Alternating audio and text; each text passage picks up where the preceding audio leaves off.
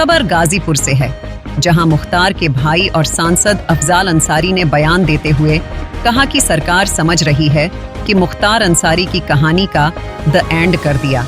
ये सही है कि मुख्तार अब दुनिया में नहीं रहे, लेकिन फूहड़ ढंग से सरकार के संरक्षण में अफसरों ने दुर्दांत अपराधियों को बचाने के लिए मुख्तार की हत्या की साजिश को अंजाम दिया है। अफजाल ने कहा कि जो राजधर्म है उसकी हत्या हुई है, कोई इसे बहादुरी मान ले तो अलग बात है। अफजाल ने कहा कि डॉक्टर, जेल प्रशासन, LIU और STF ने वेल प्लान्ड उनका मर्डर किया है। अफजाल ने कहा कि जांच के लिए उनका बिस्तरा प्रिजर्व हुआ है। अफजाल ने कहा कि उनकी बॉडी इस तरह दफन की गई है कि 20 साल बाद भी परीक्षण हो सकता है। अफजाल ने कहा कि जिन लोगों ने समझ लिया है कि मुख्तार की कहानी खत्म हो गई है, लेकिन ऐसा नहीं है, अब तो कहानी शुरू हुई है। अफजाल ने कहा कि वो समझते हैं हमने मुख्तार को मिटा दिया, लेकिन किसी की औकात का पता उसकी अंतिम यात्रा से ही चलता है। मुख्तार के जनाजे के दौरान DM से बहस के मामले पर बोलते हुए अफजाल ने कहा कि मुख्तार की शव यात्रा में इंसानों के समुद्र में सैलाब आया था, जिसे देखकर अधिकारी पागल हो गए थे। अफसरों ने हमें इन लीगल धमकी भी दी। अफजाल ने कहा कि आज तक भारत में किसी की शव यात्रा, दाह संस्कार में लोगों को प्रतिबंधित नहीं किया गया। अफजाल ने कहा कि हम मरमाहत हैं, अब हम अपने भाई को कब्र में लिटाकर मिट्टी डालने के लिए परमिशन लेंगे। अब्बास अंसारी की पैरोल के सवाल पर बोलते हुए अफजाल ने कहा कि हम 40वें तक का इंतजार नहीं करेंगे। हम कोशिश करेंगे कि 2 हफ्ते में रेगुलर जमानत पर जेल से बाहर ले आएं।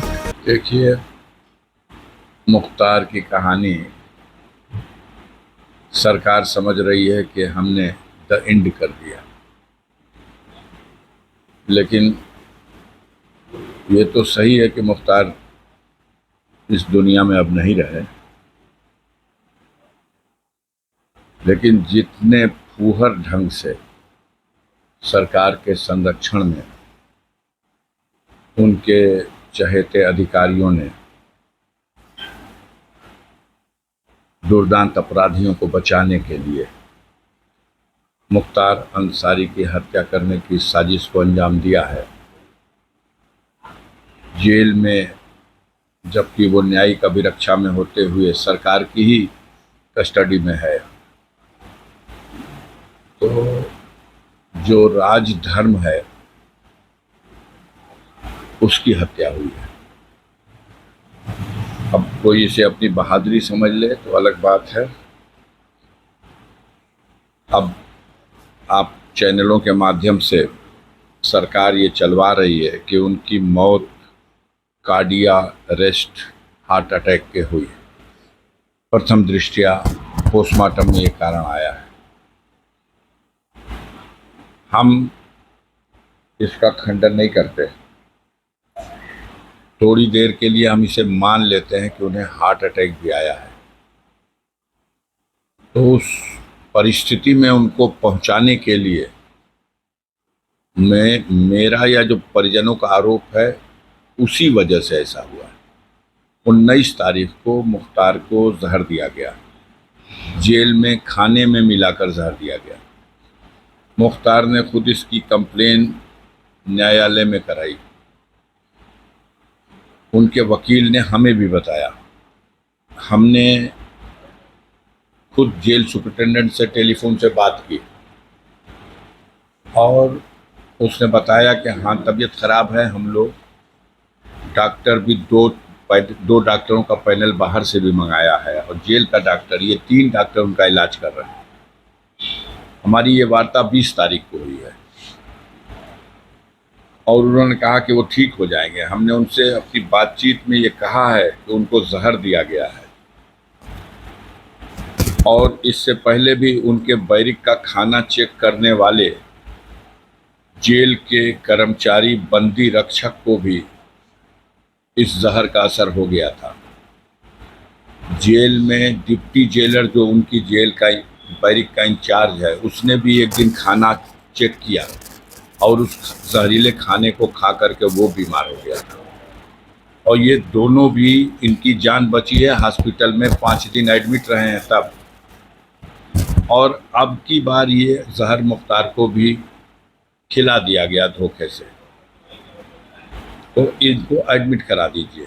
उसने कहा नहीं, ये ठीक हो जाएंगे, हम इलाज करा रहे हैं। उन लोगों को जो आप बता रहे हैं सही बात है, तबीयत उनकी ख़राब हुई थी, हमने एडमिट कराया था, लेकिन उसमें अलग अलग भिन्न भिन्न रिपोर्ट आई। एक में आया पॉइज़न का, लेकिन दूसरे में आया कि गैस थी, तीसरे में कुछ और आया।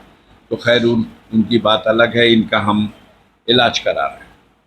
ये 20 को जब आप इलाज करा रहे हो, कह रहे हो ठीक हो जाएंगे, 21, 22, 23, 24, 25, 26, 6 दिन के बाद 3 बजे भोर में सुपरिटेंडेंट जेल बांदा ने रेडियोग्राम भेजा है मोहम्मदाबाद थाने पे, और वहाँ से वायरलेस के ज़रिए मेरे घर आकर के पुलिस के कर्मचारियों ने एक दिया कि ये बांदा से आया है आपके लिए संदेश सुपरिटेंडेंट का।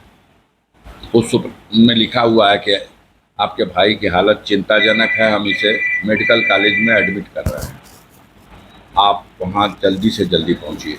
जब हम वहाँ पहुँचते हैं 12 बजे दिन में, तो मेरी 12:30 पौने 1 बजे मुलाकात होती है। उस समय मुख्तार होश में थे, उनसे मेरी बात हुई है, लेकिन वो उठ के बैठने की स्थिति में नहीं थे, पेट बहुत ज़्यादा फूला हुआ था, उनका ब्लड प्रेशर अभी भी बहुत कम था, ऑक्सीजन लेवल कुछ मेंटेन हुआ था। उन्होंने बताया मैं जेल में बेहोश होकर गिर गया था, और अब यहाँ आने के बाद धीरे धीरे मैं होश में आया हूँ। लेकिन हमारा इलाज अगर गंभीरता से लोग नहीं करेंगे तो हमारे बॉडी पे जहर का असर हो चुका है, मुझे जहर दिया गया है, सबके सामने उन्होंने फिर कहा। हमने डॉक्टर से बात किया कि आप रिफ़र कर दीजिए लखनऊ इनको पीजीआई के लिए या किसी और हॉस्पिटल में, तो उन्होंने कहा कि हम 3 से 4 दिन में इनको खड़ा कर देंगे। हमने कहा ऐसा मत करना कि इतनी देर तक अपने यहाँ समय बिता दो कि कहीं जाके इलाज ना हो सके। डॉक्टर के धर्म का पालन करना, समय रहते रिफ़र कर देना अगर कंट्रोल में ना आ रहा हो तो। उसने कहा हम 3-4 दिन में खड़ा कर देंगे, आप आके फिर मिल लीजिएगा। और मैं वहाँ से चला और 2 घंटा हम सफ़र किए होंगे, इलाहाबाद क्रॉस कर गए, जब तक मुझे वहाँ वकील ने टेलीफोन किया कि भैया ये फिर मुख्तार भैया को लोग जेल भेज रहे हैं। हमने कहा क्या हुआ? अरे डॉक्टरों से लिखवाया गया है, कुछ सादे लिबास में अधिकारी आए हैं और सबसे लिखवा लिया है कि मुख्तार फिट है, मेडिकली फिट है, इन्हें स्वास्थ्य की लाभ की कोई आवश्यकता नहीं है, इनके शरीर में फिलहाल कोई रोग नहीं है, फिट। और व्हील चेयर पे बैठा के उनको व्हील चेयर ढंगरा के ले आके एम्बुलेंस में लाद के सुबह में 4 बजे हॉस्पिटल में एडमिट किया जाता है और आईसीयू में डाला जाता है जहां क्रिटिकल पोजीशन में मरीज हो। 6 घंटा इलाज के बाद वो होश में आ जाता है और उसके 4 घंटे के बाद बिना ऑब्जर्वेशन में रखे उसको 72 घंटा ऑब्जर्वेशन में उसको जनरल वार्ड में रखना चाहिए था। सीधे साफ बदनीयती और प्लानिंग दिखाई दे रही है कि वापस जेल में डाला जाए। तो जेल में डाल दिया गया। 24 घंटे में उसकी हालत बिगड़ गई। जिस दिन मौत हुई है उस दिन उन्होंने शाम को 3-3:30 बजे टेलीफोन से वार्ता किया है अपनी बहू से, अपने बेटे से। तो उसकी बहू ने, उसके बेटे ने उनसे जब बात किया है, वो वीडियो वायरल हो रहा, देखिए उसमें वो बोल नहीं पा रहे हैं। वो कह रहे हैं कि मतलब हम पर जहर का असर हो चुका है और हमारी बॉडी हमारा साथ नहीं दे रही है, हम बेहोश हो जा रहे हैं, हम खड़े नहीं हो सकते, हम बैठ नहीं सकते। इस कंडीशन में 3-4 घंटे बाद हमारा गैस भरा हुआ है पूरे पेट में। 10 दिन से मुझे बाथरूम नहीं हुआ है। अगर किसी को कार्डियक अरेस्ट होता है, किसी को हार्ट अटैक होता है, तो क्या ये सारी परिस्थितियां नहीं उसके लिए जिम्मेदार हैं? और ये सारी परिस्थितियां अगर हैं तो जेल का डॉक्टर कैसे लिखता है कि ये फिट है? तो डॉक्टर की, जेल के प्रशासन की और सरकार में खास तौर से ये जो सादे भेष में घूमने वाले एलआईयू के लोग हैं और एसटीएफ के लोग हैं, इन सब लोगों ने वेल प्लान्ड तरीके से उनका मर्डर किया है। मेरा स्पष्ट आरोप है। और सुनिए, ये पॉइजन की बात आई है कि पॉइजन की वजह बनी है, हार्ट अटैक हो सकता है। अभी बिसरा रिजर्व हुआ है, गया है जांच में, केमिकल रिपोर्ट जैसी भी है देखा जाएगा। उसके बाद भी और किसी डेथ का पता लगे या ना लगे, लेकिन अगर जहर से डेथ होती है तो मुख्तार अंसारी की बॉडी दफन की गई है मिट्टी में, और इस एहतियात के साथ दफन किया गया है कि अगर ज़रूरत पड़ेगी जांच में आगे भविष्य में कभी, तो 5 साल, 10 साल, 20 साल के बाद भी उनकी बॉडी का उस स्थिति में भी परीक्षण किया जा सकता है। एक बाल और एक नाखून भी सलामत मिलेगा, तो उससे भी अगर पॉइजन से डेथ हुई होगी तो वो साबित हो जाएगा, क्योंकि आजकल टेक्नोलॉजी उस लेवल की मिल चुकी है वर्ल्ड में। तो जिन लोगों ने ये समझ लिया है कि मुख्तार अंसारी की कहानी डेड एंड हो गई, ऐसा नहीं है। कहानी तो अब शुरू होगी। आपने मुख्तार को बदनाम करने के लिए मीडिया का सहारा लेकर के इस सरकारी तंत्र ने झूठे मुकदमे लिखवाए, बदनाम करने के लिए झूठी कहानियां उनके साथ जोड़ी। जेल में बंद करने के बाद उस आदमी के खिलाफ 50 से ज़्यादा मुकदमा जेल में भी है और 50 मुकदमा भी लिखा गया है। अन्याय की पराकाष्ठा है। वो समझते थे कि हमने मुख्तार अंसारी को मिटा दिया।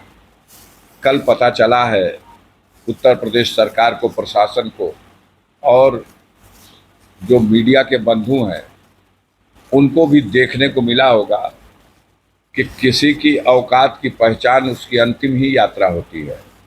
और कल मुख्तार की अंतिम यात्रा में लोग शामिल न हों, इसके लिए पूरी उत्तर प्रदेश सरकार ने 3 दिन में चप्पे चप्पे, नक्के नक्के पूरे पूर्वांचल में, आजमगढ़ में, जौनपुर में, मऊ में, बलिया में, चंदौली में, गाजीपुर के हर जगह पे एकदम जैसे अजीब दहशत का माहौल बनाने का प्रयास किया था, फोर्स मार्च। लेकिन परिणाम क्या रहा? हुजूम का हुजूम ऐसे निकल रहा था जैसे कि जमीन फट गई हो, इंसान निकल रहे हैं। सिर्फ सर ही सर दिखाई दे रहा था। इंसानों क्या एक समुद्र में सैलाब आया हो, और पागल हो गए थे देख करके अधिकारी। फिर उनके गुस्से का मुजाहिरा भी आपने देखा होगा, इनलीगल धमकी भी आपने देखा होगा। आज तक इस भारत में किसी को अपनी शव यात्रा ले जाने के लिए और किसी के दाह संस्कार के लिए कभी ये प्रतिबंधित नहीं किया गया कि शमशान घाट शव यात्रा में कितने लोग जाएंगे या शमशान घाट पर चिता में कितने लोग लकड़ी रखेंगे। और न किसी मुसलमान के लिए प्रतिबंध लगाया जा सकता है कि किसी की नमाज जनाजा में कौन शिरकत कर सकता है और कितने लोग कर सकते हैं, या उसकी मिट्टी कौन दे सकता है या नहीं दे सकता है, और इसके लिए अनुमति नहीं ली गई। धमकी दी गई कि आचार संहिता लागू है। कोई पॉलिटिकल आयोजन था, किसी पार्टी का सम्मेलन था, कोई धरना जुलूस प्रदर्शन था, आचार संहिता के उल्लंघन का विषय कहाँ पैदा होता है? धार्मिक राइट्स हैं, धार्मिक क्रियाकलाप हैं। अब आप हर चीज को मतलब जैसे लगता है कि अहंकार की प्रकाष्ठा है। सारे देश देख रहे हैं लोग उस वीडियो में जिस तरह का अहंकार दिखाई दे रहा है, और सरकार ने जो मन बढ़ाया है।